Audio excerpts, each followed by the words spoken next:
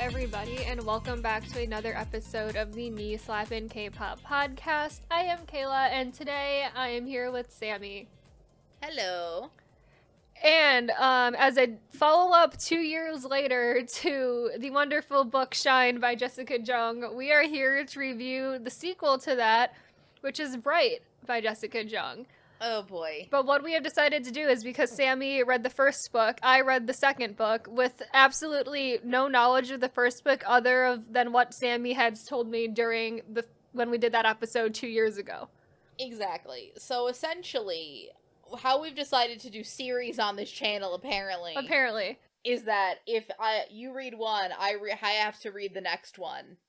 Mm-hmm. And we alternate as in that way. Yes. So Bright by Jessica Jung is the sequel to Shine. As we are aware, I called Shine a piece of ghostwritten garbage. Yep, I would say that is still true for Bright. It's definitely ghostwritten. Because it's very poorly ghostwritten because the writing is horrible. But I don't believe Jessica actually wrote it at all. Here's the other thing is, honestly, if you're getting a ghostwriters, get that coin. Dude, give these people the bare minimum of your time because they aren't going to credit you anyway. Exactly. I don't blame the ghostwriter. The ghostwriter's probably a very good writer, but also knows to not give... The ghostwriter is also writing, like, a really shitty, like, I would say middle school level. This is at a middle school reading level book. Because that was similar with Shine, where it seemed like it was technically a young adult book, because all of these are young adult novels. Mm-hmm. But every time you read a young adult novel, the target audience of young adults can be, like, young to adult. Yes. Where it's like, you have this tends to skew toward the younger side, where, like, a middle schooler would be perfectly okay reading this, as opposed to, like, young adult books. Also grown adults read it as well. Yeah, as opposed to, like, young adult books that are more, like, for your high school to college, like, older, deal with themes that maybe a middle schooler doesn't need to. This feels like it was written for a middle schooler. Like, the writing style very much middle school level reading level, the entire book. I read it in an entire day, mostly because there was a lot of drama to unpack with the book, so I was, like, so enthralled with it I couldn't put it down, but it was also very easy to read, so...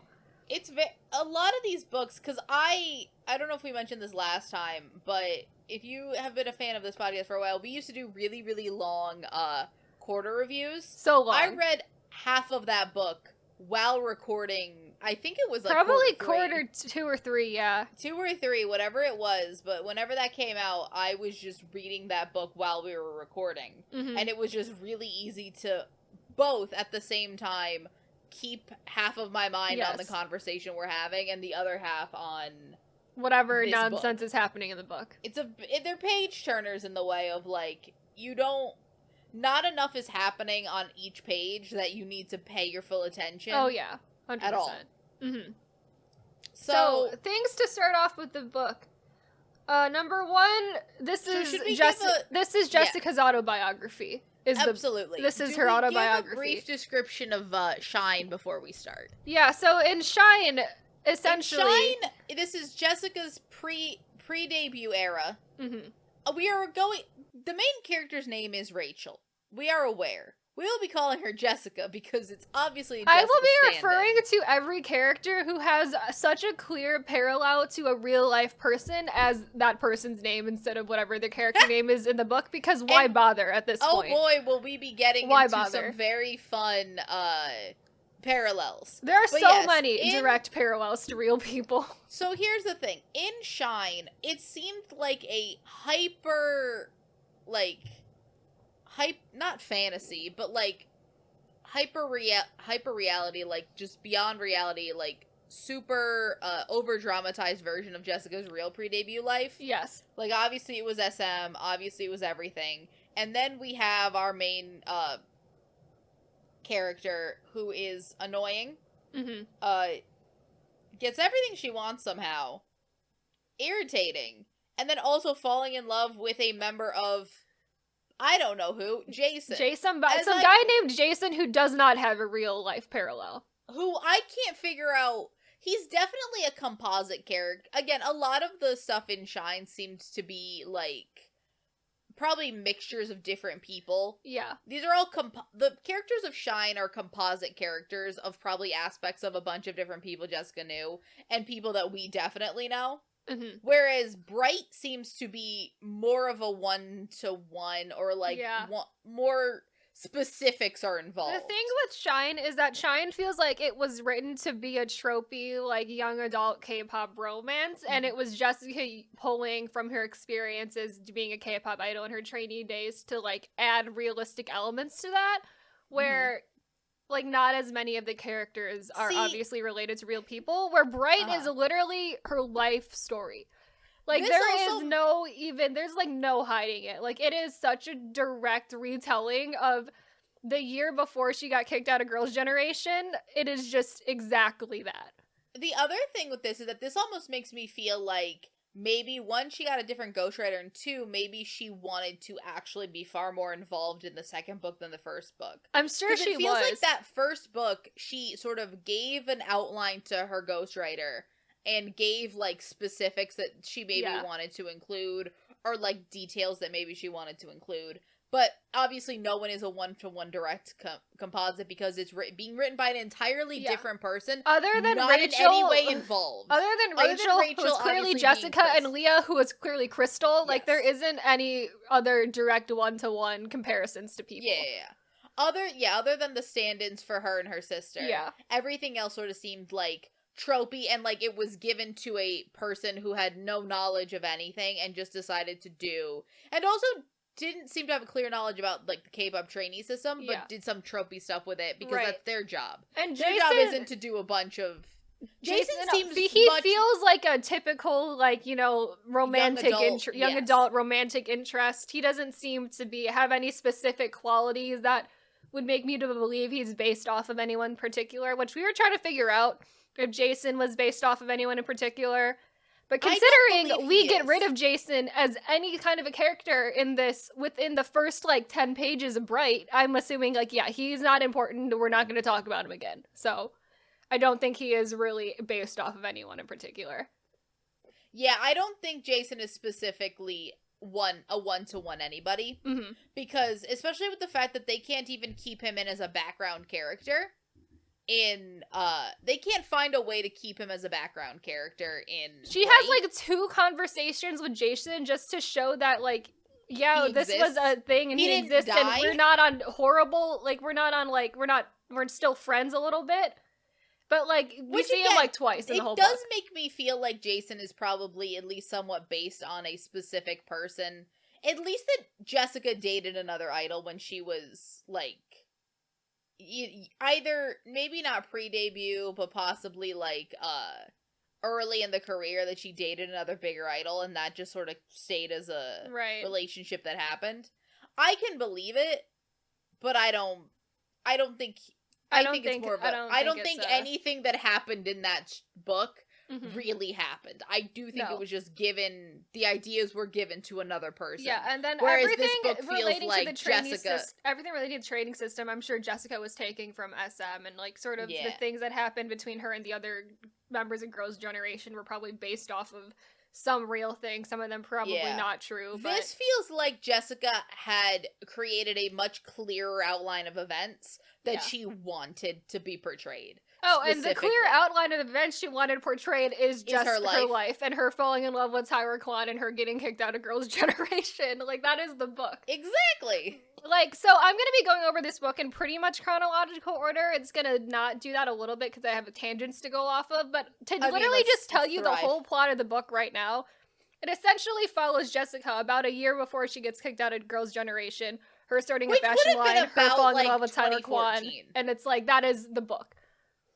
The ending is not surprising because it happened in real life, so. Absolutely. Which, again, so essentially this book, if you want to think about it, takes place probably within the span of, like, 2013, 2014. And the other thing I wanted to mention before I just get into the plot of the book is I have a really hard time telling if she wrote this book to make herself look like the victim and garner sympathy, because there are so many points throughout it where she just makes herself look bad that I don't think she's, like, stupid enough to be writing a book this way, where if she wanted to get, like, garner sympathy. so much sympathy, like, this is not the way to do it.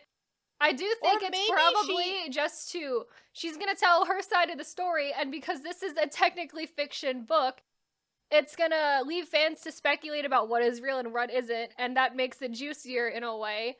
Yeah. So no one can prove any of it is true. Maybe she didn't want to make herself seem like the victim. Maybe she was just like, nah, I'm just gonna make it spicy. I just want to be as spicy as possible. And there's a lot of spice. This is a fiction book, so I can't confirm or deny anything that I said in here is true or false. So we'll see.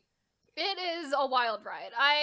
Reading the description of the book before I read it, like, yeah, I knew it was going to be about Jessica and her life, but I didn't know it was going to follow just so clearly the same events. The same line of events, and also the allusions to real people that are made in the book I did not know were going to be as direct as they were either. So Oof.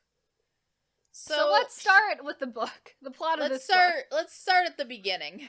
So we're gonna open the book we're at some type of weird SM company party where they just, like, Girls' Generation and all of these other SM groups have just performed all of these, like, some type of Asia concert tour thing. Do you think it's maybe what she can call like an SM family concert without saying? Yeah, I think it's family similar concert. to that. We're gonna start off. There's a 5.5-year time skip since the last book, so that weirdly immediately that both makes sense, but also doesn't seem like enough time, because by the time she was kicked out of Girls' Generation, it feels like it was probably more of like a 6 or 7 year. Yeah. But also, I don't know. The timeline of K-pop back then was weird. Everything seemed so short. Mm-hmm. I also like to say I just absolutely hate the way the opening of this book is written, where there's, like, really cheesy lines in there, because I know in Shine how she used to have, like, stage fright or something, and so there's this line about how, oh, I used to be afraid of the cameras, but now I own them.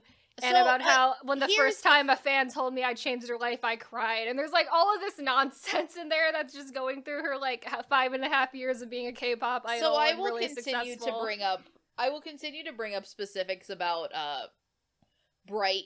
Shine that I, like, probably glossed over too fast. Mm-hmm. In that book, she also has this both weird confidence and weird stage fright. Yeah. At the same time, which was very odd to me, because she was like, no, I'm a great everything, but no evidence whatsoever. Now I feel like entirely what I thought the entire book was going to be about, which is the fact of, like, get over your stage fright, become a K-pop idol, which didn't happen in that book, was just glossed over in this one. Exactly.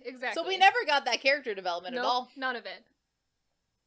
So we're immediately going to remove Jason from the picture of this book entirely. We go through this entire thing about how SM was using the Jessica/Mina love triangle with Jason as a way to launch his solo career to make Jason look more desirable. Jason and Mina both knew that was an SM plan. Jessica did not, and so she felt really stupid. None of that makes any sense. Doesn't make any sense, but we did need to remove Jason as a love interest immediately, for obvious reasons. And also have him not ever come back. No. They have a handful of conversations where they're just, like, friendly, and that's all we see of him. It's like, whatever. And also just, we gotta make Jason the villain, even though he was the hero of the last... Exactly. quote-unquote hero. He was kind of a dick there, too. I think it's mainly less of making Jason the villain and more so making Mina more of a villain, because every single other member of Girls' Generation is very much painted in a villainous light, but we will get to that later. Oh, absolutely. Also, within this first chapter of the book, we get a throwaway comment that Crystal has joined FX and has debuted in FX. So she became a trainee and then debuted in FX in the time period. All within the last 5 years. We get a 2-sentence throwaway about that. Mind you, in Shine, it is never mentioned that Leah, the sister named Crystal, wants to be a K-pop idol. She's not training to be a K-pop idol. She's, like, off doing her own thing. Mm-hmm. And now she's just fully in. Yes. Fully just in FX. Mm-hmm. Well, now we're gonna start the parallels to real people immediately, because now we're gonna explain the TVXQ scandal. Because the TVXQ scandal is in this book. Yep. Essentially in the book, TVXQ is called Royal Blue, and JYJ is called N and G. JYJ is now a duo, instead of a trio, because we can't, because defamation. Because we can't have it be that specifically, Jessica that specific. Doing the bare minimum to not get sued for defamation in this entire so essentially book. What it seems like is that Royal Blue split into the duo left and the trio stayed, as opposed to real life where the trio left and the duo stayed. Also I don't think they ever specify how many members Royal Blue is. They do specify that NG is a duo, and they were at a former, official subunit of Royal Blue, but that's all we get about that. I would like to say we also get about, 2 pages total of this scandal the entire book. Yep. But it's in here for a reason, and I'll get to why, shortly. So, on page 19 of the book, so real early into this book, it's revealed that NNG, who is JYJ, is participating in a multi-group concert show in the summer. And Jessica and her group members are saying all of these things about how, we haven't seen them in a while. I hope they're doing well, because they were like big brothers to them when they were at SM. And then she brings up how they sued SM Entertainment for their contract length because it was too long. It was 13 years. She does use that length in the book. And how they won, and how after they won that lawsuit, all of the SM artists got to sign new contracts. Which is my entire thought with this is I have no idea when these books take place. No.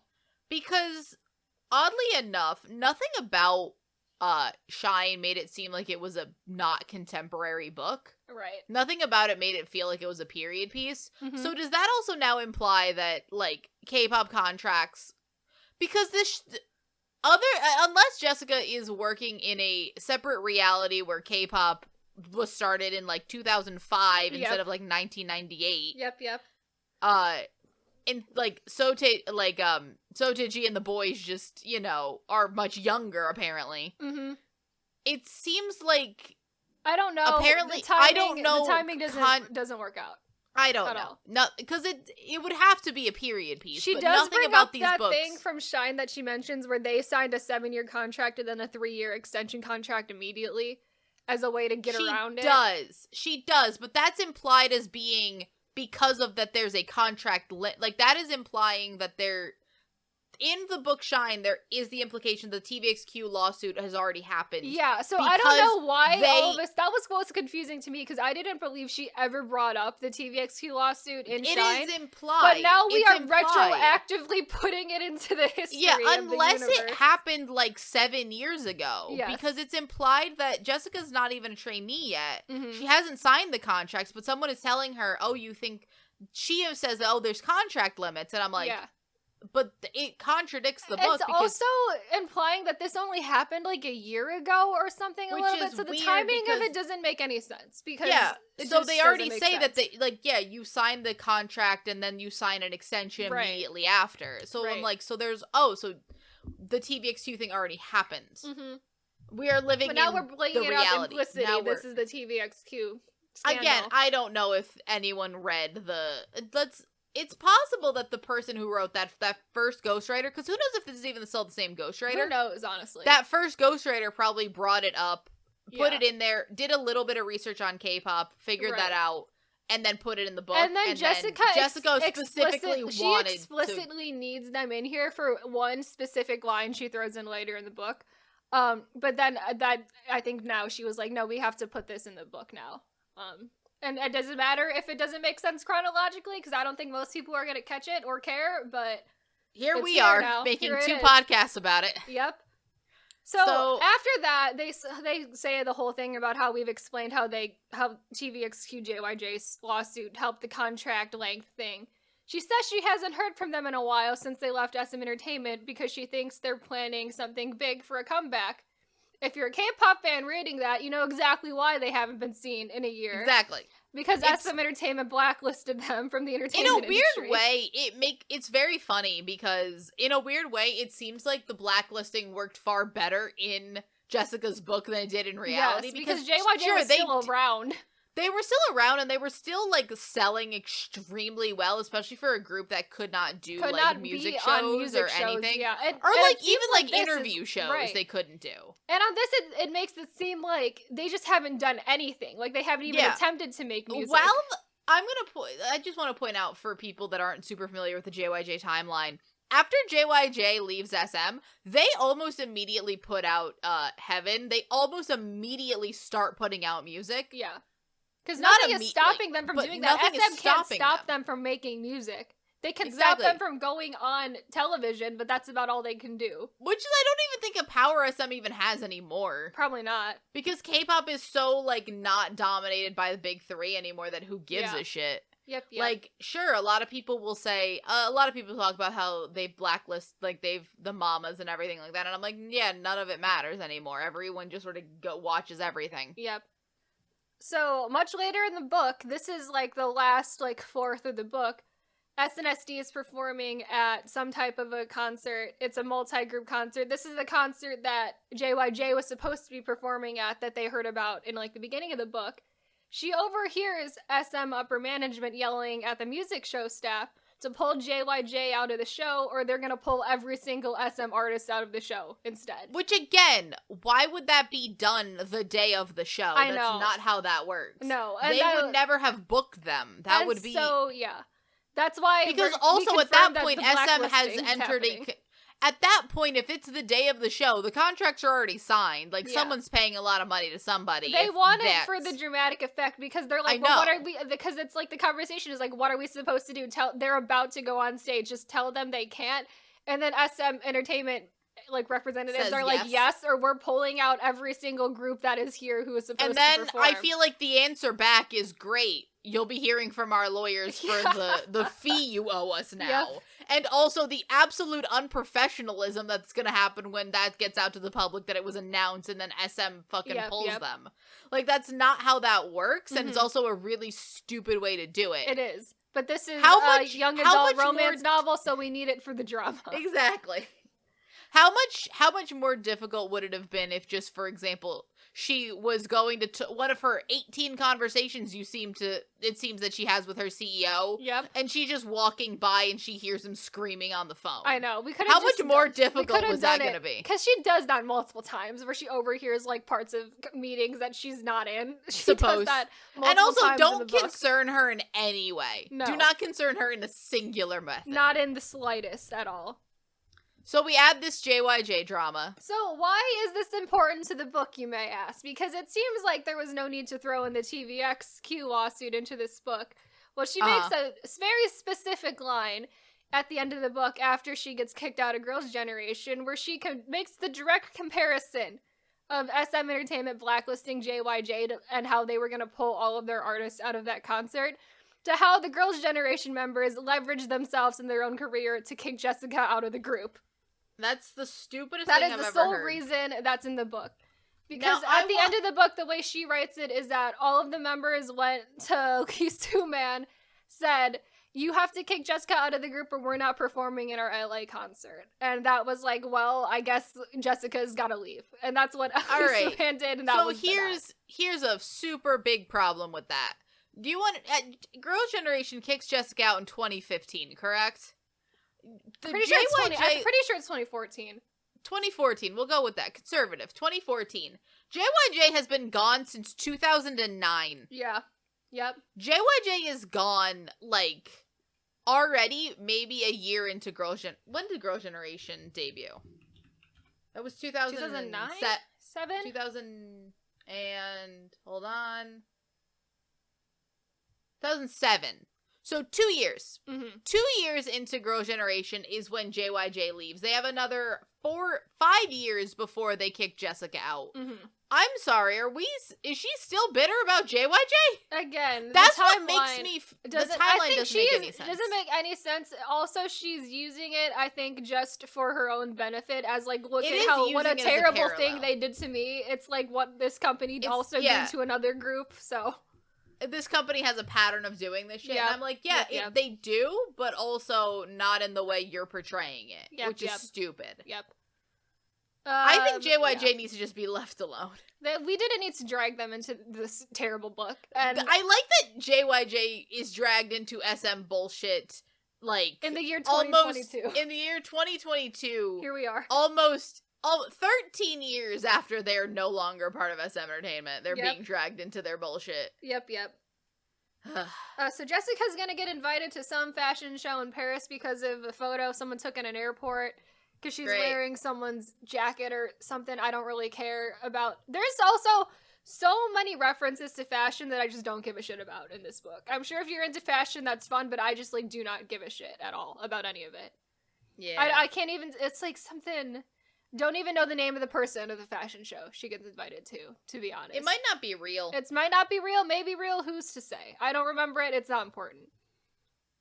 So after they get back to this concert and everything, Girls' Generation goes to Singapore to film some weird competition variety show with a whole bunch of other girl groups. FX is also gonna go. Some group called Teen Valentine is also gonna go. Who, if you remember from Shine, Akari, who was a trainee in SM Entertainment. She was an SM Entertainment trainee that got transferred like, somewhere else. like some kind of sports thing, which I still don't know if that's true. I don't know if that's how that who works. Knows. But she is now in a group called Teen Valentine. I'm pretty sure that's Tiara. Because I'm pretty sure Akari is Tiara Soyeon. Based off of research of people who were, like, ex-SM Entertainment trainees. I don't think that's a direct reference, but if it is, I'm pretty sure that's supposed to be Tiara Soyeon. It's so Teen Valentine is probably again, Tiara. It's probably a composite of a bunch of girls that left SM. But maybe specifically Teen Valentine might be the timeline works out, like, for that to make sense, so... Because also, Soyeon of Tiara was in the lineup for Girls' Generation before they debuted, so that's, like, questionable. Yeah, and Akari was an option for Girls Forever. Mm-hmm. Also, as a side note, because they have a fandom name now, Girls Forever, their fandom name in the book is called... It's called And Ever, but it's stylized + Ever. Which is very again, reminiscent very much more reminds me of the FX fandom name as opposed to the Girls' Generation fandom name. Yes. We're also going to go over a quick time of the really terribly named K-pop groups in this book, because none of these sound like actual K-pop group names. But and I know K-pop group names are awful, but none of these sound like they would be a K-pop group. No, there are K-pop group names that, like, every once in a while you'll come up, like, you'll see in, like, one of these where I'm like, that makes sense. That makes more sense. For example, I am reading a terrible K-pop book as well. Yes. We'll get to the reason why later. We'll get to that in November. We'll get to that in November. But the group's name, hold on. The group's name is, like, DBK or something. That could be a real group. Or, like, yeah, that seems the more... The three-letter acronym groups, 100% could be real, because so many of those exist. Exactly. As opposed to whatever so we have the FX equivalent group is called Say Go, and it's stylized SAYGO. Teen Valentine is, like, one of the worst names I've ever heard. Teen Valentine is exactly how you would spell it. It's just one word with a capital V. And also, then the TVXQ equivalent, Royal Blue, is spelled the word royal, but it's BLU, Royal Blue. Ugh. And then there's another one who is just brought up in passing, and their name is called Candy U, but both the Y in Candy and the Y in U are capitalized, so it just looks really stupid. Oh, by the way, the K-pop group in the book I'm reading is WDB. Sorry. Okay. Sure. Which is, again, makes more sense. That seems correct. Between all the three-letter K-pop groups we have. Yeah. That could be real. So, yes. They are, Girls' Generation, FX, all these other girl groups. They're in Singapore. They're filming some weird competition variety show. I don't know what it is. I don't think it's based off of anything, to be honest. Just a reason to get them into Singapore for some reason. The night after they film, Crystal and Jessica sneak out together because they want to go shopping. And Jessica sees this blue Balenciaga bag and falls in love with it at first sight, essentially. This bag will be very important for the plot moving forward. It really will be. She does not buy it immediately. But she does see it and thinks about it. It's not that she doesn't have money. Not that she doesn't have money, but she just doesn't buy it. Sure. So Crystal then leaves early and then leaves Jessica by herself for some reason. Just alone in the Singapore shopping mall. This is still... I almost understand Crystal not being recognized, because again, Say Go is probably not Girls Forever, but Girls Forever is implied to be Girls' Generation. Yeah. Girls Forever is also implied to be, like, the biggest K-pop group, which I always love when these books imply that the biggest K-pop group is a girl group. Yeah. Because that's never been real. Mm-hmm.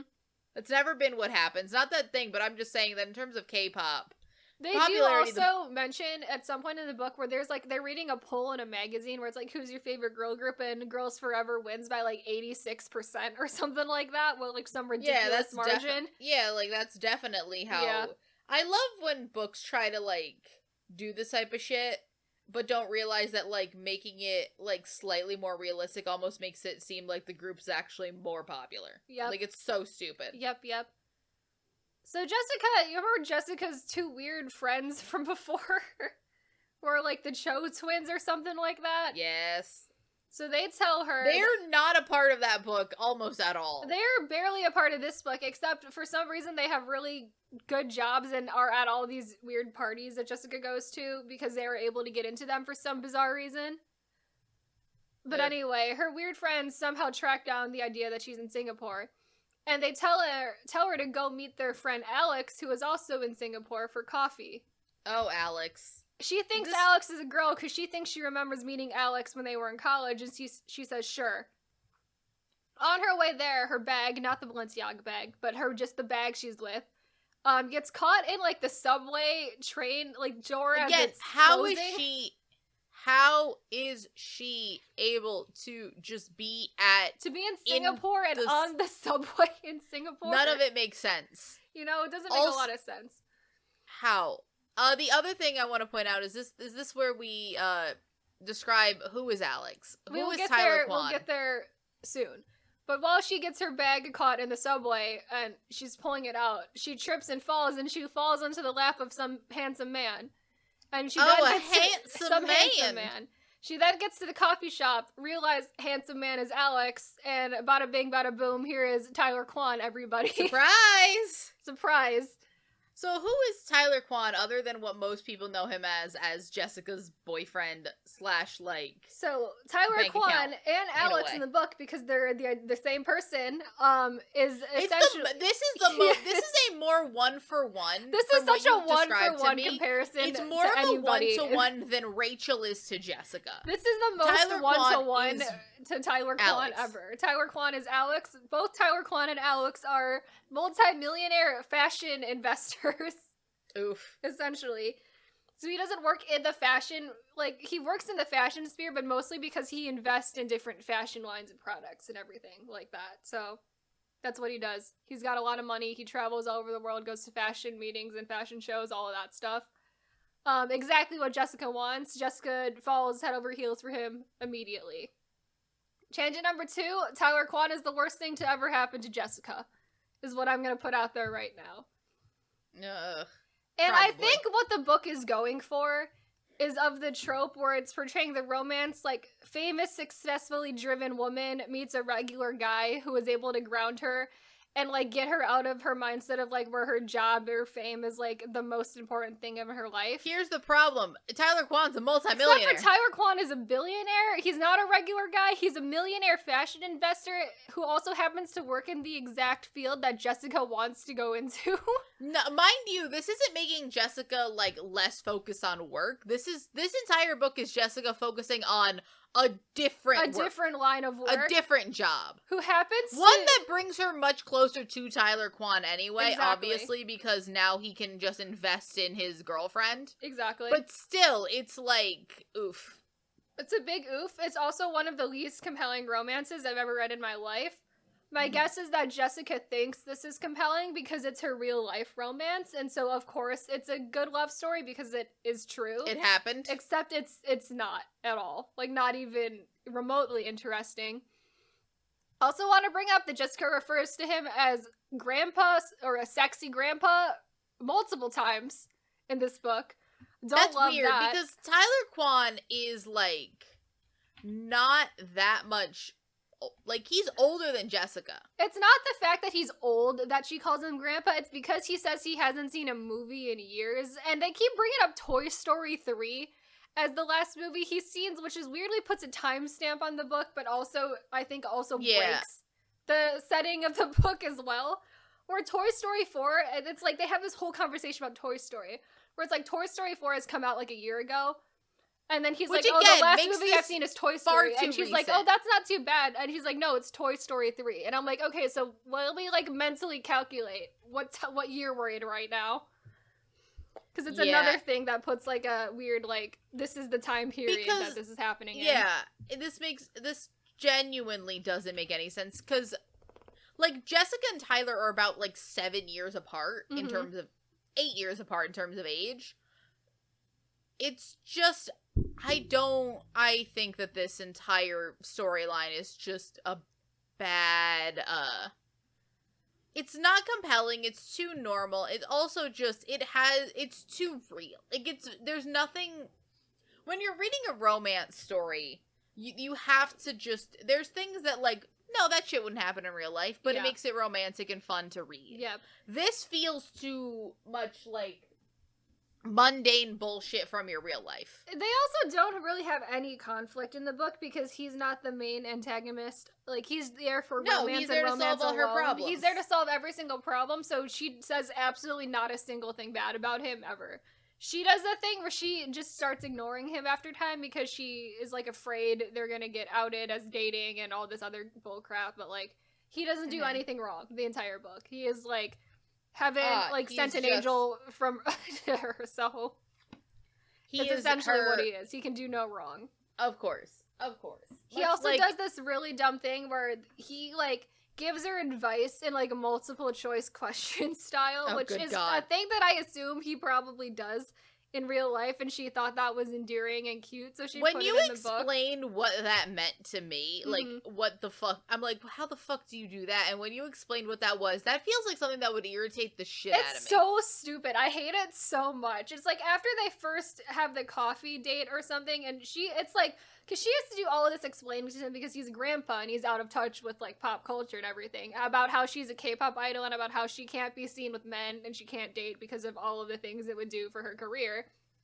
This is, like, the first time the multiple choice thing comes out where he's like, A, we could, I don't know, go on another date. B, you can just walk out and forget it happened. Or C, we can walk out of here and, like, not talk, but you could, like, get my number or something. And it's just, like, I hate this man. Like, I hate this man so much. I feel like that would just irritate the shit out of me. I hate it a lot. And so yeah, after that happens, she comes back from Singapore. She's texting Tyler Kwan, like, every day of her life because she's in love with him. Of course, there's not much else to do. Other things happen here. It's, like, not super important stuff. Tyler buys her that Balenciaga bag she's looking at in Singapore and sends it to the girls' generation dorm. He know? How does he know? He wasn't with her. So they passed by it on the way back. She walks her partially back to the hotel, and she passes by it and tells him about how that's the bag I want, but she doesn't buy it, and then he buys it. Why? He buys it and sends it to the SNSD dorm because he's a millionaire. And of course that makes everyone jealous because they don't know that they're like semi-dating, and this random man has just sent her a Balenciaga bag who they think is just a fan. That looks so sketch. It's so sketch. That's so sketch. It makes everyone super jealous because of course it is. It's like some fan has sent you like $1,000 bag, like. Like, not her boyfriend, not a friend, not anybody that they know that she knows. Just a random dude sent you a Balenciaga bag. That looks so sketch. That looks like she has a sugar daddy. Really sketch. So then, after she gets back from that, Jessica's gonna go to Paris for this fashion show she got invited to. Tangent 3, the Spice Girls are here, everybody. Because we couldn't just have only K-pop girl groups, the Spice Girls are also here. Which, again, I don't know, and I have done not enough research to know if specifically the Spice Girl that we're talking about, which is definitely just Victoria Beckham, that is aka Victoria Posh Beckham. Spice. Yep. Aka Posh Spice. I am not positive she's ever met Jessica, but that is not...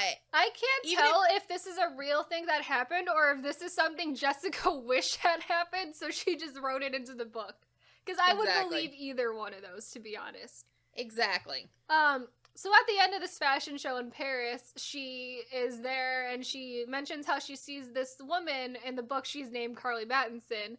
And she describes her as an ex-member of a Western girl group named Bedazzled. Bedazzled spelled B***dazzled.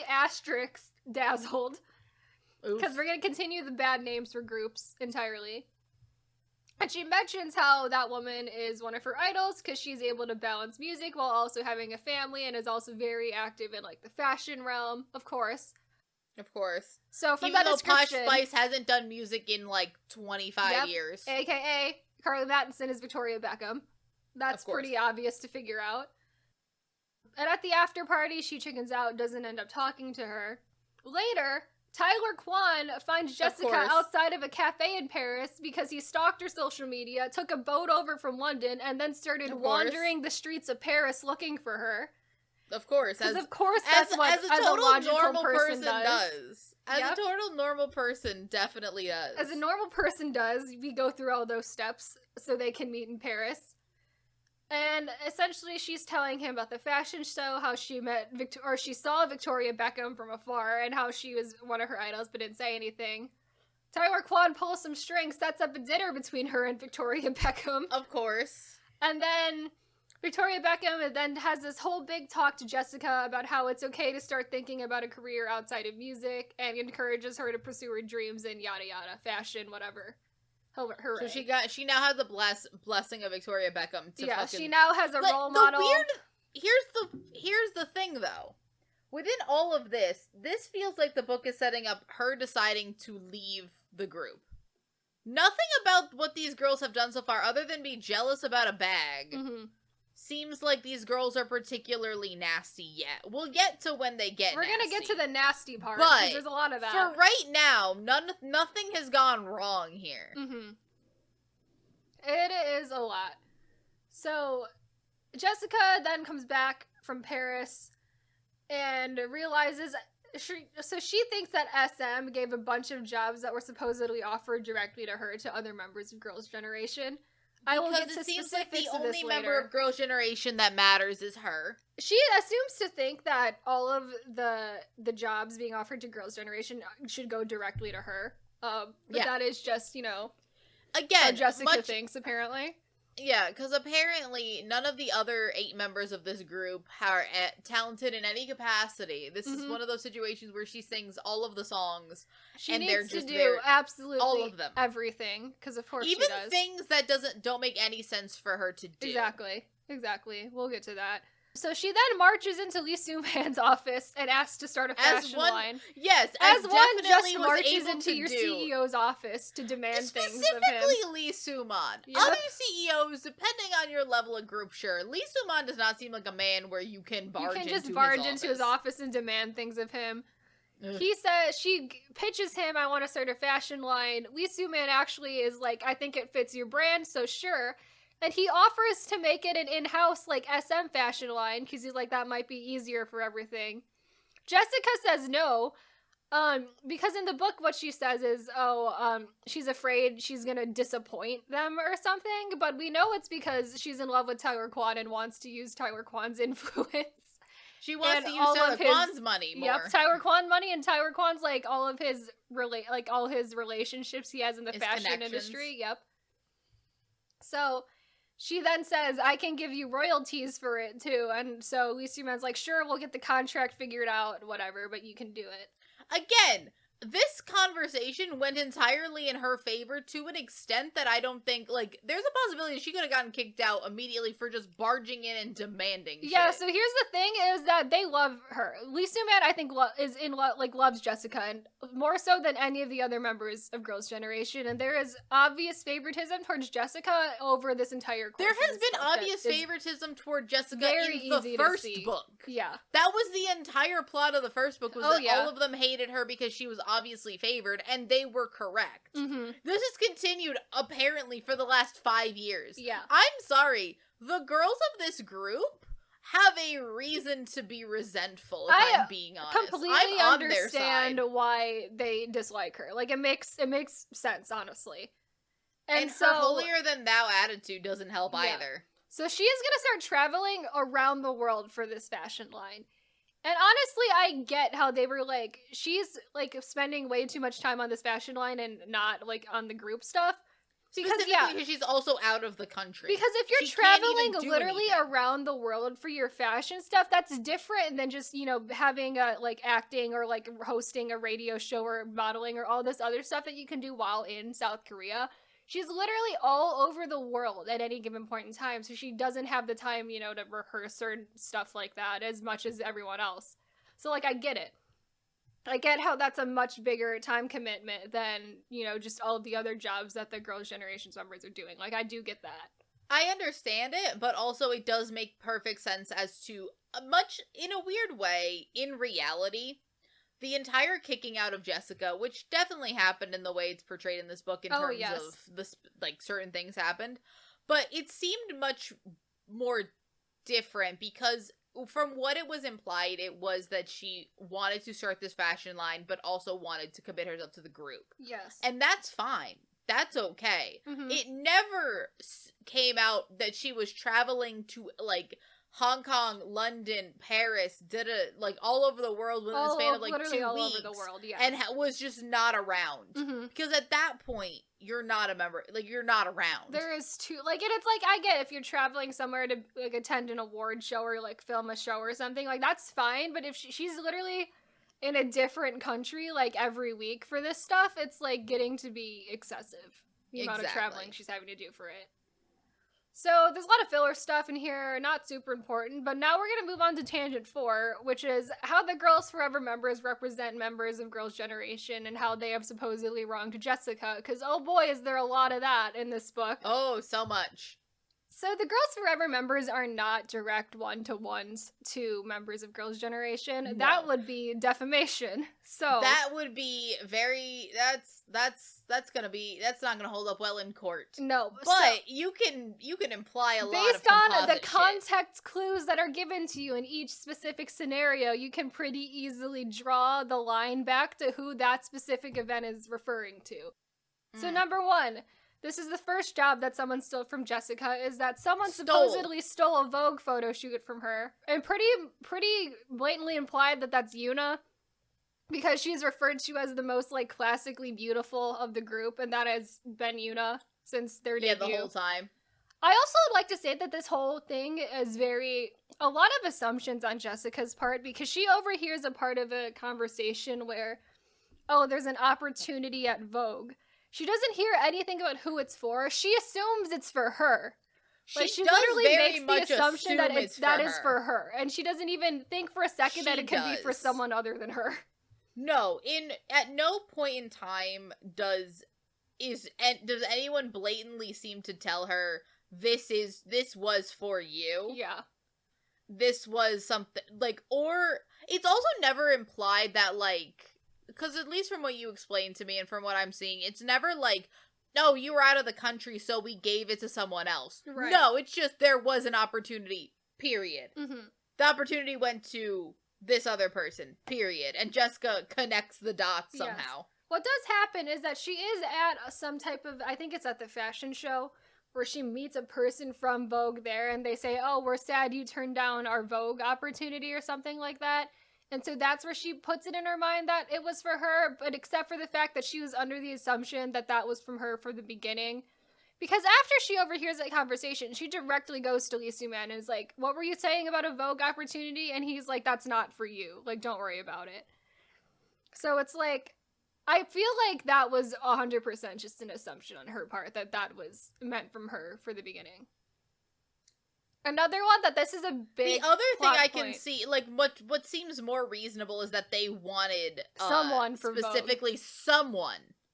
And then were presented it to SM, which seems far more reasonable. Like, here is someone, and they decided to give it to someone that doesn't have 80 other things going on. Yeah, and who is like the known visual of the group as well. Exactly. And who does a lot of modeling. So this is another big plot point in the book where she is obviously dating Taewook Kwon in secret for a large portion of this book. There's a couple other members of Girls' Generation who are dating somebody. One girl gets forced to break up with her boyfriend pretty soon, but that is not a celebrity. It's just like a friend that she had back in her hometown.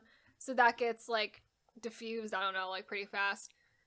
But someone else is revealed to be dating a top actor. The two of them go on a double date with Jessica and Taewook Kwon. They do all of this planning to try to keep it a secret and the paparazzi away, but because they're kind of stupid about it, the paparazzi end up following the other member of Girls' Generation and her actor boyfriend because they leave the restaurant first, and so all the paparazzi go to follow them, meaning that they don't see Jessica and Tyler Kwan leaving because they've all left to follow the two of them. Yep. And so her boyfriend gets revealed and she's forced to go public with her relationship with him at that point. Yep. I am pretty sure, but this, so given the whole timeline of this, like, entire book is, like, fucked to begin with. Yep. It could be anybody. It's either Yoona and Lee Seung-gi, or I think it's most likely Soo-young and Jung Kyung-ho. The only thing that would lead me to believe it's more Yoona and Lee Seung-gi is because Lee Seung-gi is definitely more of, like, top actor in Korea type. It depends on, like, when we're dealing. Like, top actor when they were dating. Yeah. Yes, it was definitely Lee Seung-gi.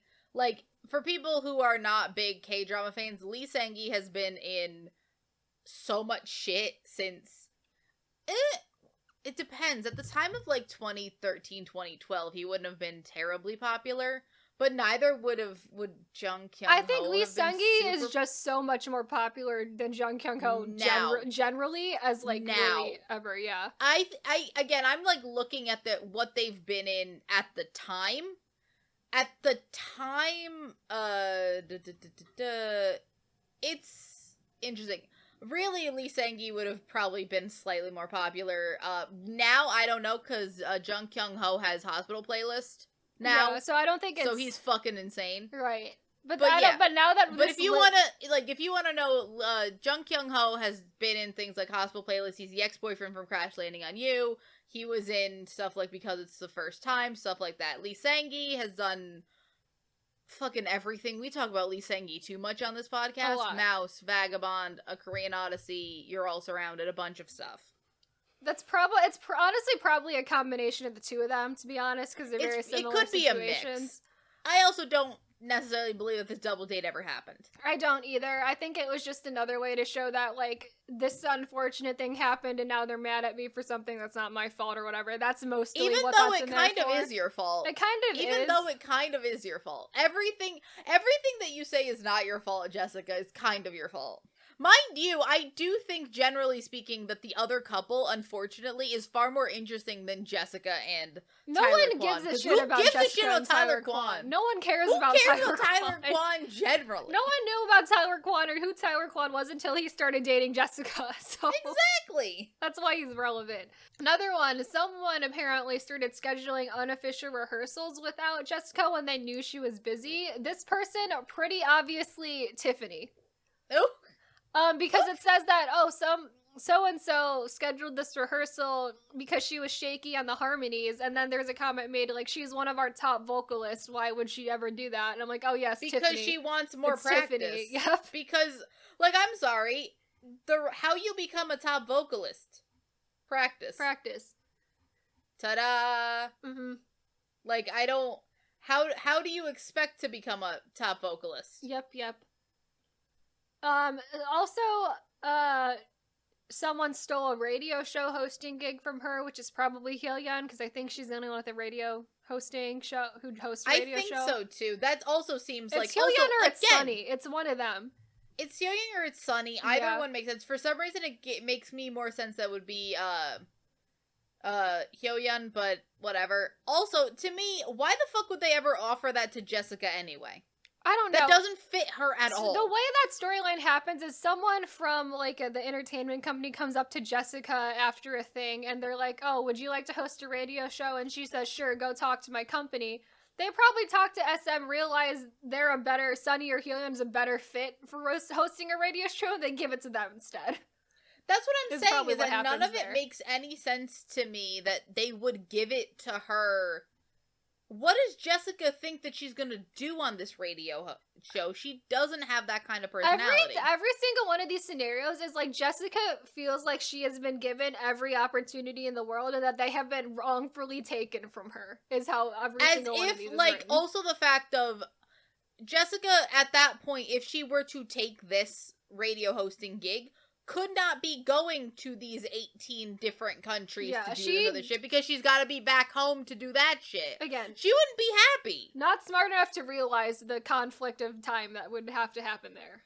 Not at all smart enough to that. know that you can't do a radio show from the plane. Nope. Like, it's insane.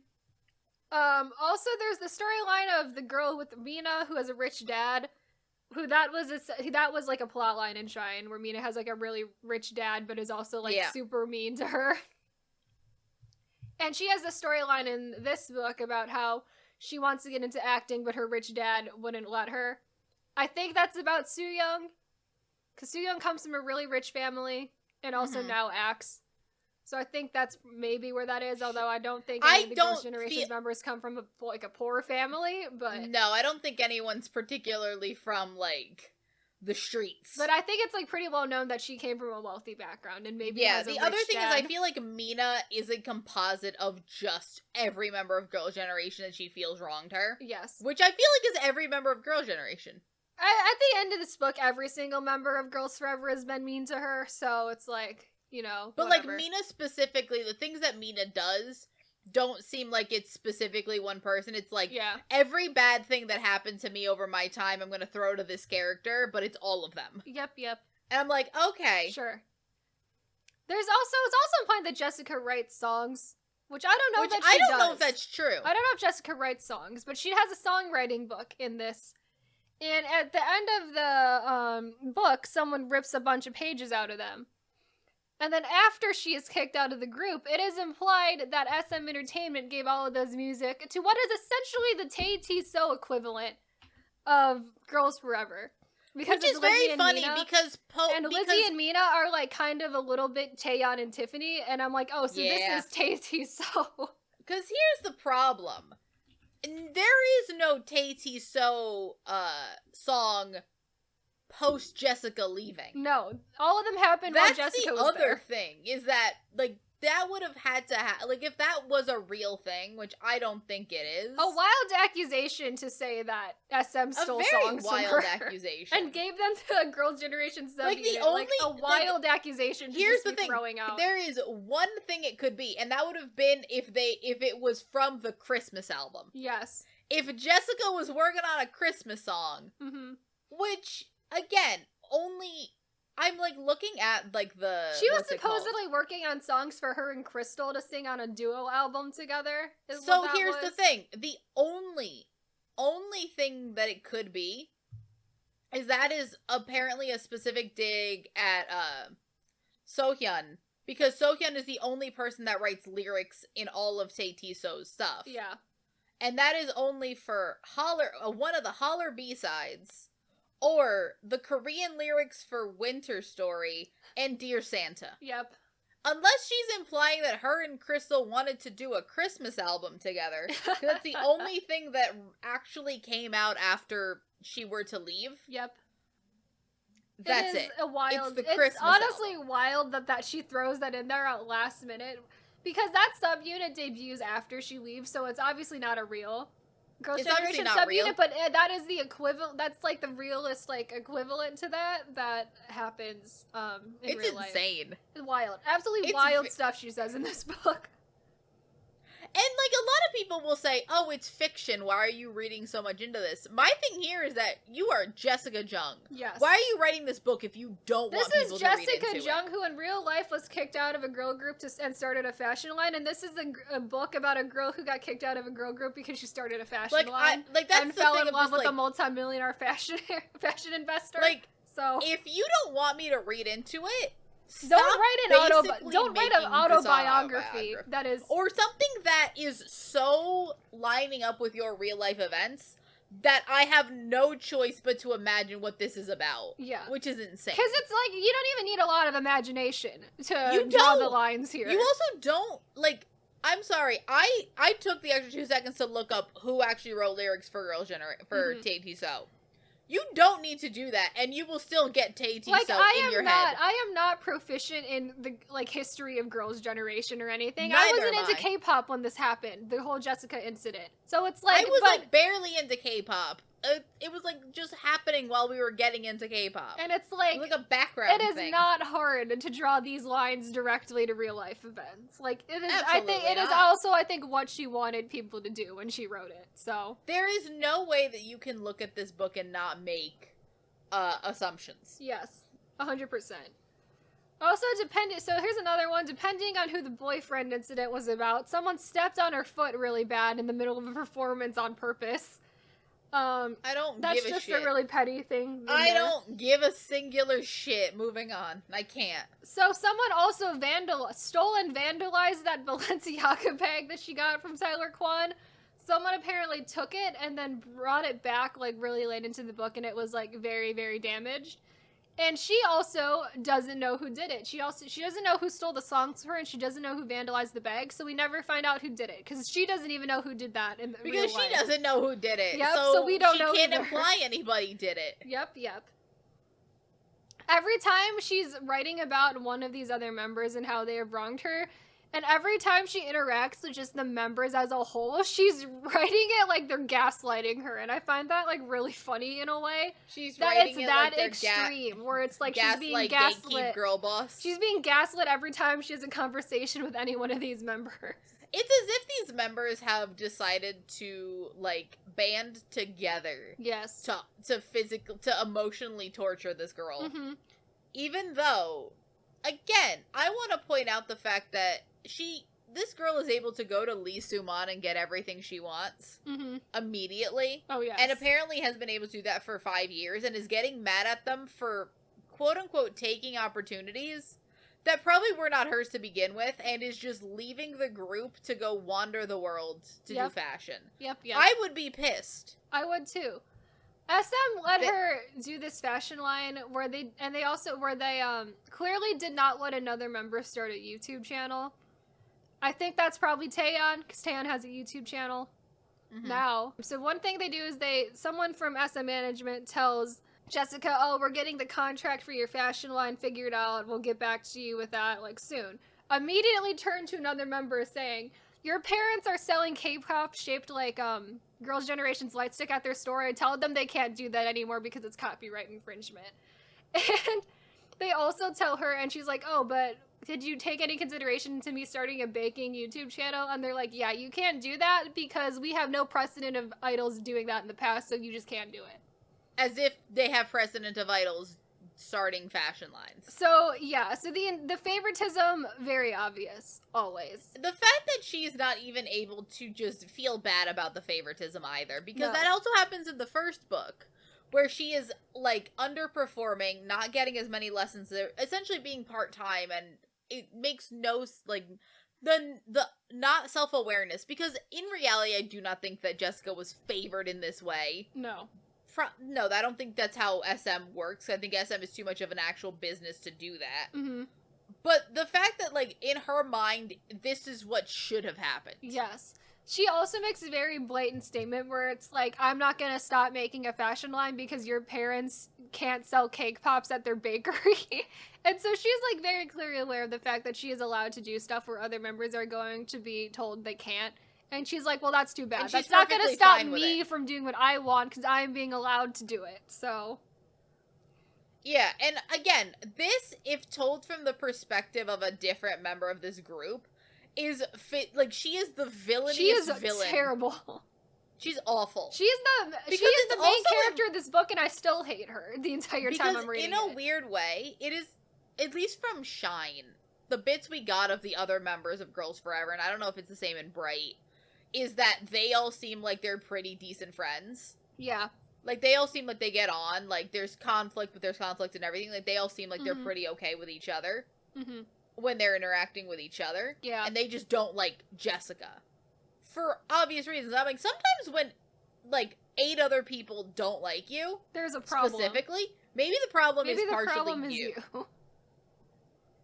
And it's like and it's very clear to see where the conflict is coming from because she is so clearly the problem in this entire book. Because that's the other thing, is if in 5 years she was not able to make one friend of those 8 people, I understand maybe not Lizzie and Mina, sure, fine, whatever. None of the other girls like her either. Even though she is so nice and always does so many nice things. The thing is that some of the other members, that starts off where some of the members are nicer to her, but by the end of the book, they're all so fed up with her, just, like, doing only things for her fashion line, that they all turn against her. It makes no sense to me. Last one here for accusations made by Jessica is someone's younger sister apparently wasn't let into SM Entertainment when Crystal was let in and debuted into FX hella fast. I tried to figure out who that is. I think it's Taeyeon, because Taeyeon has a younger sister who is also a soloist now, but she is hella younger than Taeyeon. I looked up a little bit. It might be a younger brother. Oh, okay. Maybe. Because I know a few of the members, I looked, and a few of the members of Girl Generation have younger brothers, so maybe they just switched it. Yeah. Maybe they wanted it to be more of a parallel, that it was specifically a sister. Mm-hmm. But, like, it is, like, if you look at it, like, why the fuck was Crystal let in the Crystal equivalent in this? I don't want to make any assumptions about actual Crystal. Because I don't know when Crystal started real SM training. I don't know. But, like, in terms of Leah, from not having any training at all, to not even seeming that she wanted to be in a K-pop group, to in 5 years already having debuted. Yeah. Very fast. Very what the fuck? Obvious favoritism there. Like, you can't even hide that. Because usually when an idol is fact-tracked, it is a person that has either already been to, like, dance academies or vocal lessons. Like, they've already...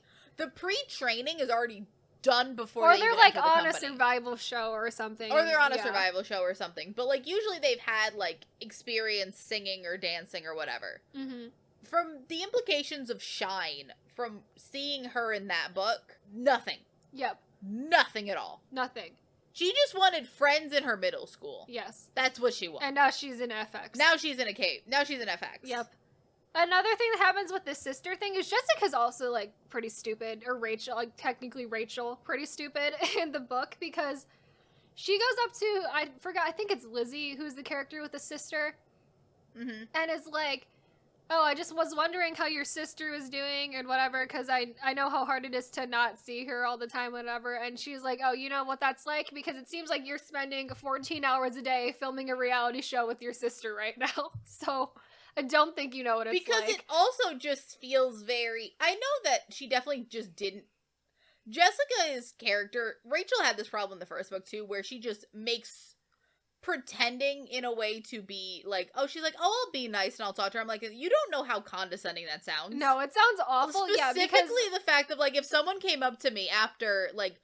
She was able to get her sister fact-tracked and, like, what I, like, wanted to give my own family. Yes. And she condescendingly, even with no malice behind it, says that. Yep. That's fucked. Because what's happening in the background is Crystal and Jessica are filming the reality show right now as well. Which did happen, but I believe that happened. Yeah, that's real. That's real. That's a real thing that happened. And apparently also was a thing is like that girl with a sister, her parents were also having a divorce at the time. Well, fuck. And it's like, that was a really shitty thing to say. It was bad. It was a bad look for her. It's a real bad look for what was also really Jessica. bad is that so she also moves out of the dorms and moves back into her parents because her parents move houses to closer like to where the SM Entertainment building is, so it's more reasonable for her to live there and like commute schedules and everything now. And like 5 years in is not like the weirdest thing to do as an idol. No, because several of the other members move out of the dorms back with their parents after she does this as well. And they do say, like, thanks for doing that, because, like, it kind of opened the door for all of us. It's very much framed in the way that I'm being shown the bad guy because I moved out first, so it looks like there's conflict here. But I opened the door for all the other members to leave as well. And you know what really is the thing? They should be thanking me. You know what the real reason is from all the implications is that SM would never let the other members do it, but since their prize, like, golden horse, Jessica wants to do it first, they have to let her do it. Yep. And they have to let the other ones do it, because it's not like it's fashion and a baking channel. Those are different things. Yep. This is the exact same thing. Oh, yeah. Easily. They can't be that cruel. Mm-hmm. But much like everything else, it's also implied that Crystal lives with her parents as well. So both of them are living at home with their parents. And it's like, I don't know if Crystal ever lived in the FX dorms is what it's making it out to seem like. Because I feel like she did. Because Jessica I don't know if some would let you. Yeah. Jessica is so busy with her apparent fashion line that she doesn't have time to talk to her parents anymore. So half of the time she's getting information on what her parents are doing from Crystal, because Crystal still talks to their parents. So we've also added terrible daughter to this. Because, like, these are, like, major life changes that are happening to her family. Yep. That she's just not a part of. Not a part. They purposely keep the fact that they're moving from Jessica because they want to surprise her with the fact that they're closer to where she lives now, and then she decides, I'm just gonna move out. I like the idea that she didn't ask her parents. She's like, oh yeah, I'm just coming to live, and they're like, no, we wanted to be closer to you, not this they close. they did tell her that, like, they have a room there for her when she wants to visit, and then she's like, what if I just moved in here instead?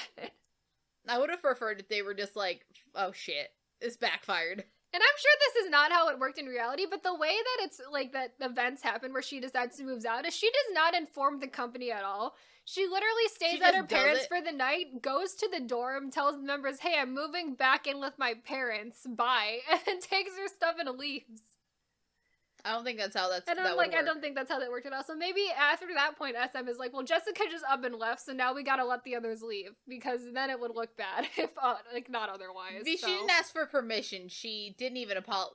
You know the phrase, it's better to apologize than ask for permission? Yep. She did neither. Neither of the things. In the meantime, there's really boring stuff happening with the fashion line and, like, Tyler Kwan and how he introduces her to his family officially, and how she goes to Hong Kong for this fashion agreement that she, like, fucks up immensely because she's, like, incompetent at talking to people.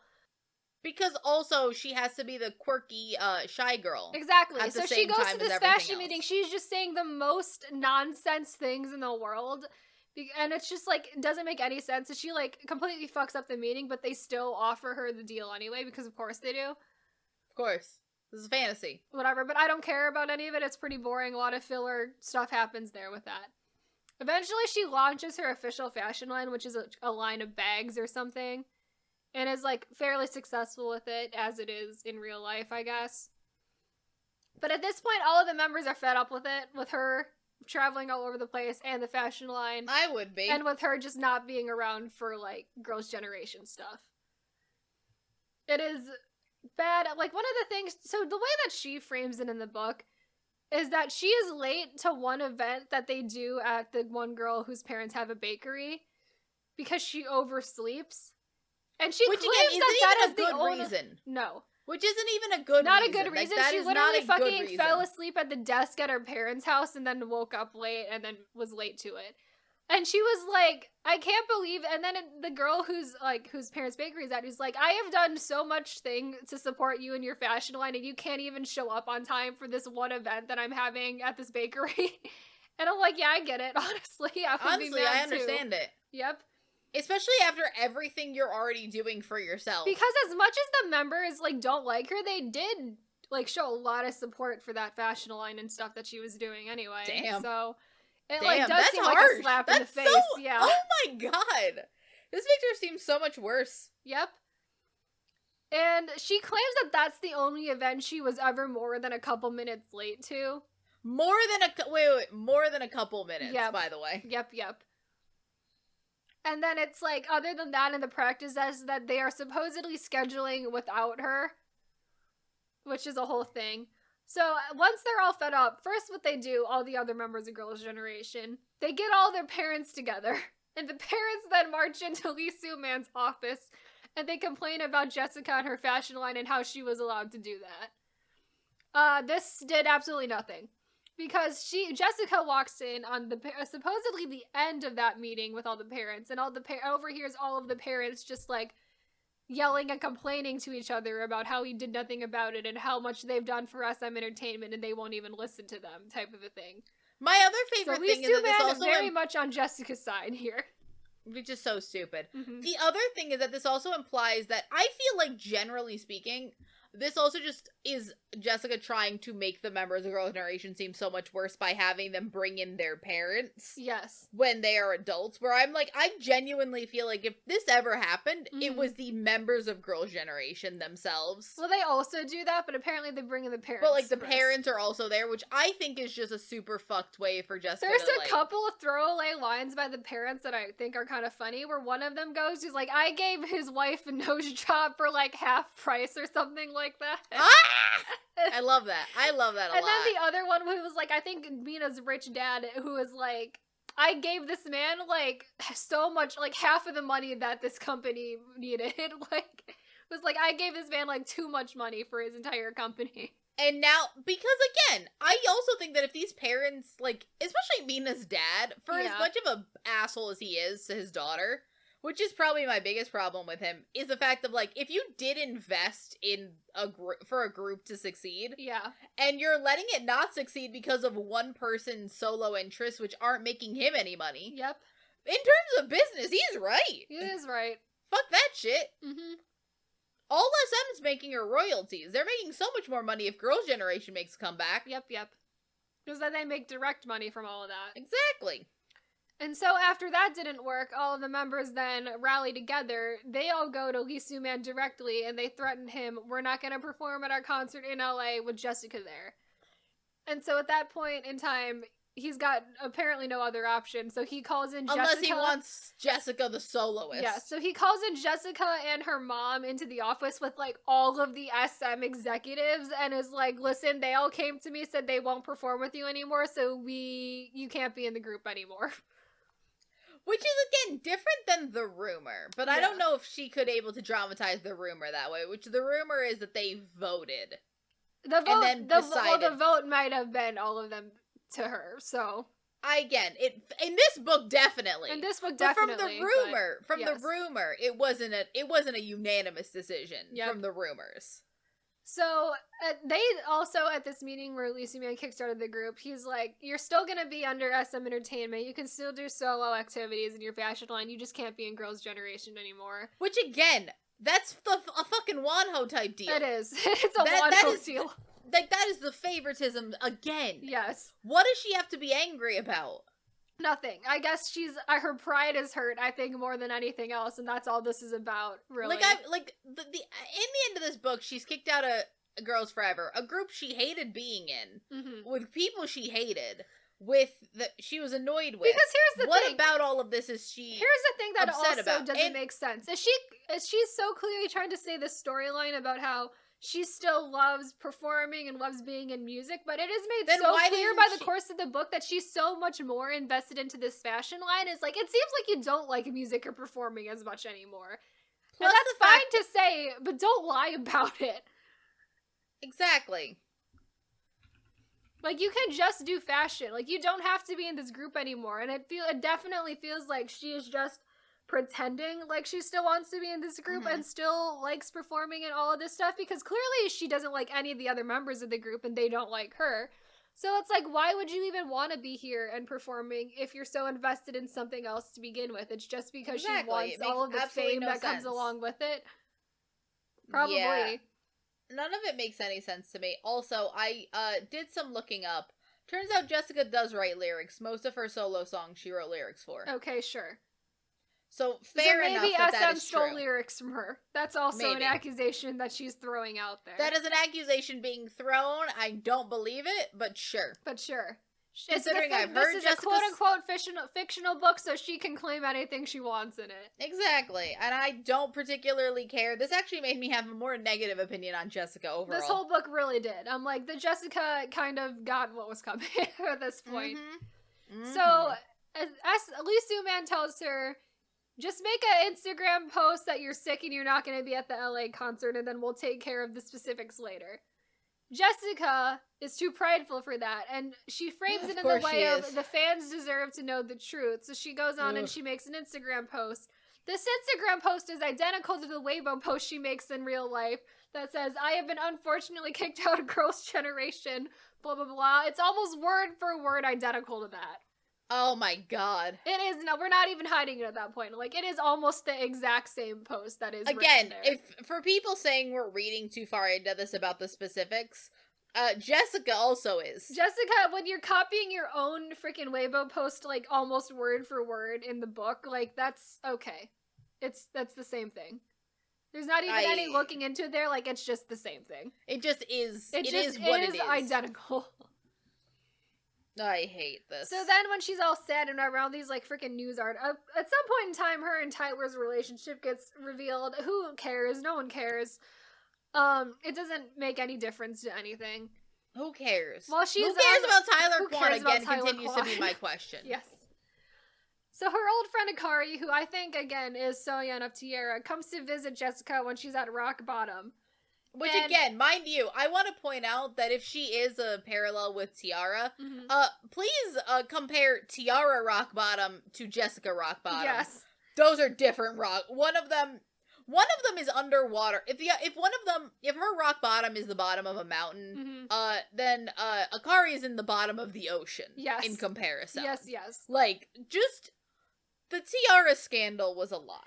It was a lot. She gives her this inspirational speech of how it was like, hey, I've been at rock bottom. It will get better. Her rock bottom is so low. You'll be better.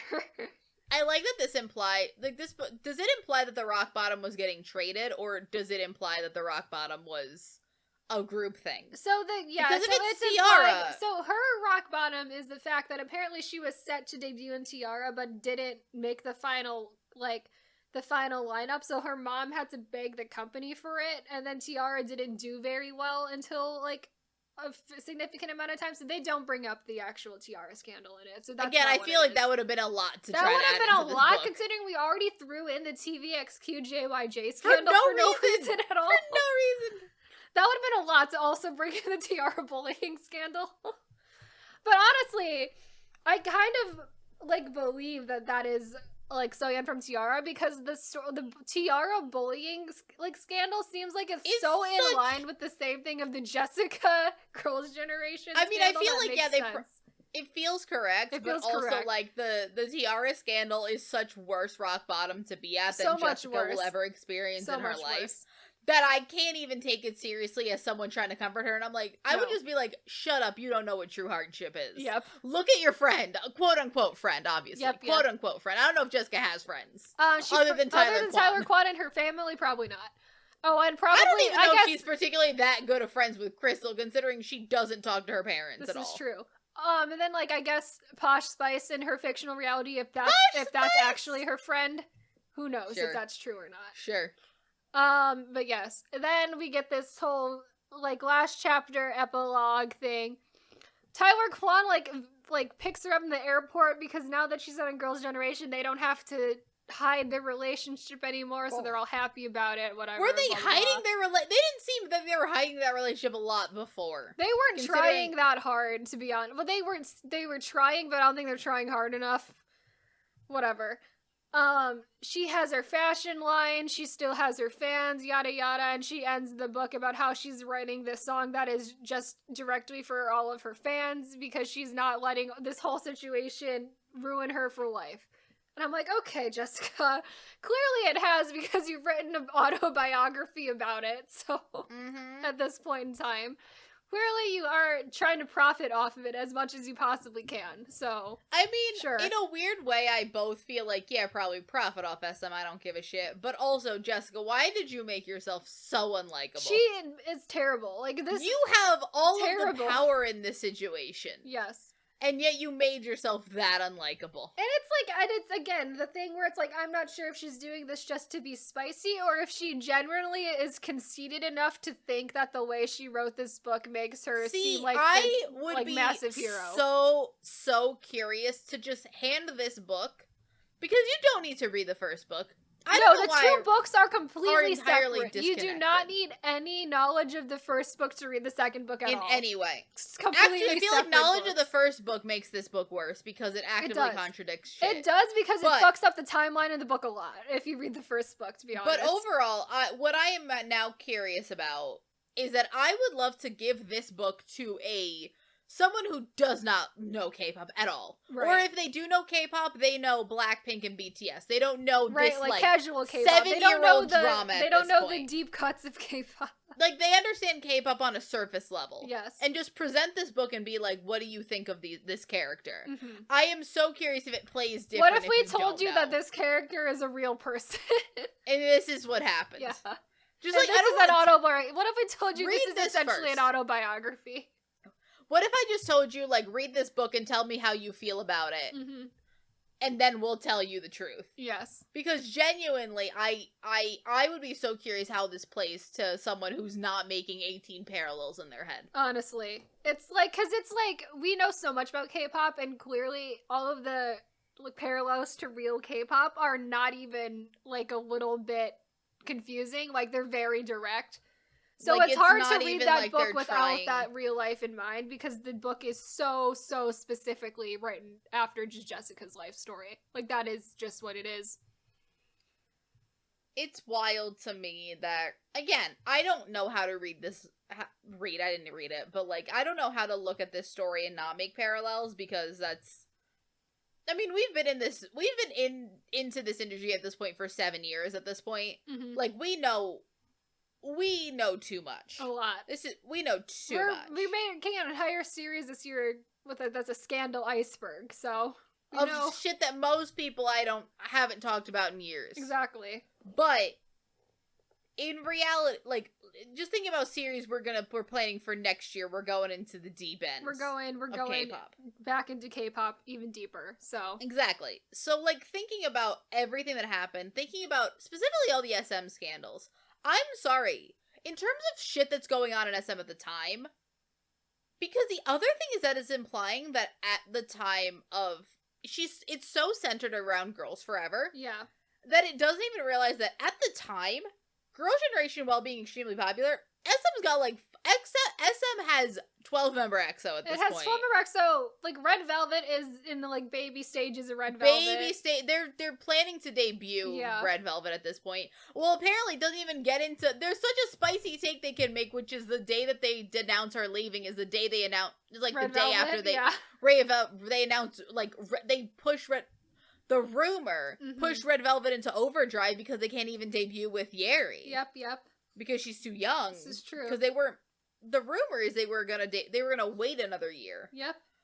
So, like, they didn't even... Like, she's so centered around her story that there's so much other shit that they can be bringing up, because around the same time is when you have members of EXO starting to leave too. Yep. You have shit going down with, like, different groups. Like, so, like, it's wild to me that, like, it's so centered around the Jessica story, when a much more interesting story could be told about the company as a whole around this time. Right. 2015 SM is 2016, I think probably to 2017 SM is a wild era if you look into it. Oh yeah. So much was happening. Yep. It's so much. And it's, like, weird the fact that we're in 2014, 2015 SM timeline, and yet the scandal you decided to bring into the book is the TVXQ scandal instead of, like, any of the other SM scandals that were happening. Would it not have been a better parallel to just do, a company is mistreating their trainees? Bring in the EXO scandal. A bunch of their members are leaving because they're being mistreated. Honestly, it would have made more sense to do the EXO scandals. It would have been more current. Sense. Except for the fact that I think why they did it is because maybe Jason is implied to be an EXO and they don't want to bring Jason back into the book. It makes no sense that at that point this book also then implies that EXO is older than Girls' Generation. Who knows really the timeline of anything happening here in the book? Nothing makes any sense anymore. It doesn't make any sense, the timeline, but anyway. Nothing makes any sense. It would even make... Like, nothing makes any sense. It doesn't work. The other thing with it is that she also fundamentally misunderstands the JYJ scandal, which is the fact of, like, she's not blacklisted. No. She isn't. You are not blacklisted. Actively not. Even if she was blacklisted in real life. Their career she was not fine. blacklisted in this book. Her contract was not terminated. SM said you can stay under SM Entertainment. She was kicked out of the group because she pissed off the members of her group so much that they couldn't want to perform with her anymore. The other thing is that they aren't even wrong. They're not. That's the other thing, they're not wrong. They are correct in this situation. If I've learned anything from this book is that I realized the other members of Girls' Generation were correct. Maybe they were right. Like, I don't know in reality how it happened, because again, we weren't there. But, like, this book is the only thing I have to go off of, and it's from presumably the victim. Yes. Because I feel like in most people we're like, well, probably, like, it's, you have to, like, what the fuck could she have done to get herself kicked out of a group by the members? Most people are like, well, probably she was like the girls turned on her, she wanted to start the fashion line. I've seen more people at least at the time sympathize more with Jessica. Yes. For those reasons this book, and I feel like I was even on that side where I probably feel like that's something fucked that happened to you. I kind of feel bad. Mm-hmm. Wherein now I'm like, maybe they were right. Yep.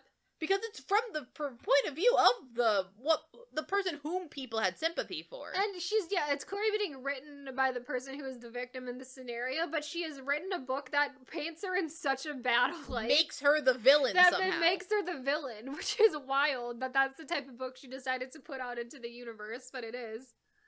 But yes. This is insane. It was a wild ride. This book, I was not expecting a full-on autobiography, but it's what we got, so... I don't think we're getting a second book or a third book because this is literally the end of her main storyline. Maybe her book is just about her and Tyler Kwan's relationship. No, I want the next book to be her fictional wedding to fictional Tyler Kwan. Oh God, go full fantasy with it. Yep. It's more of because now we're in the part where it's gonna definitely become. Because I feel like book 1 was full fantasy with hints of realism. Uh-huh. Book 2 is a lot of realism with probably equal realism and fantasy. Next, I feel like we're just gonna go full fantasy. Full fantasy. Because I don't know, I feel like her life now is probably super boring. It's not interesting enough to warrant an entire book, a third book. But, like, I feel like this book's gonna sell decently well because it has all the fucking drama. It's got all of the drama you could have ever wanted out of that scandal. So, if you're interested in that, it is very entertaining to read. And I was just internally screaming the entire time I was reading it because it's like, I can't believe she's writing this in this book right now. I genuinely can't believe this is happening. I genuinely cannot believe she implied that thing. Because I've always gotten, and this is just a personal thing, of just like, a lot of people make the comparison. There are K-pop groups that feel like family and K-pop groups that feel like coworkers. I have always gotten coworker vibes from almost every SM group except for one or two. Girl Generation is one of them that feels like coworkers. Mm-hmm. Would you agree? Yes. Another line that also gets brought up in the book is when she's having that dinner with Victoria Beckham. She tells her about how this thing is like, oh yeah, we get into arguments, but they're still like family to me. And she's like, you have to know the difference between like pettiness and like resentment or something like that, or something similar to that. Where she's like, there's a line in between knowing if it's just like, yeah, we're having an argument, but we still kind of care about each other, or we're having an argument because I just can't stand you and I hate you. And it turns out that is what was happening the entire time in Girls' Generation and Jessica's relationships, that they hate her. Of course. Because she does also say at the end of the book she has not spoken to any of them since leaving the group. So I believe that, but I also believe that, again, if not one of these girls wants to even, like, check in to see if you're okay. Yep. Even if you had an argument, I think that maybe she is the problem. When there's 8 people versus like 1. Yeah, and all, like, maybe you've done something to insult 8 people. Because, again, I would not be surprised if one of the members of Girl Generation is a mean girl. Even 2 or 3, sure. Yeah. But the vast majority of them seem like extremely nice, normal people. Very popular girl group, obviously, all of but that it's combined just so wild. With the obvious favoritism from SM, I think just only accelerated the entire thing happening there. If that is true, and that she was getting such, like, preferential treatment from SM, like, yeah, I get it. I also don't, before we finish, I also don't like that this also implies that Lee Soo-man is, like, a nice person. I also don't like that. Somehow this book seems to be extremely sympathetic to Lee Soo-man as a person. It is also very weirdly a sympathetic Lee Soo-man storyline. Why the fuck is the K-pop CEO the sympathetic one? It's so bizarre, where he's, like, portrayed as, like, a stern man, but he does also give Jessica everything she wants in life, so... Like, stern, but also just, like, very well, you get whatever you want. And I was just thinking... After some point in time, Jessica does just storm into his office and be like, I need to go to somewhere, like, to Hong Kong at this point in time. Can you fit into my schedule? And he's like, sure. It's like, okay, so now she's marching into his office and demanding things of him. Specifically Lee Soo-man. Yeah. Not even, implying manager, nothing. Lee Soo-man himself has her schedule. Yeah. Again, this also seems to imply that fucking this company is 1 to 2 groups. This can't be at the time. This can't be at the time SM. It does imply that they have many groups. We just don't talk about it. They don't matter. Yeah, Lee Soo-man has the time to just physically do Jessica's personal schedule. Exactly. I hate it.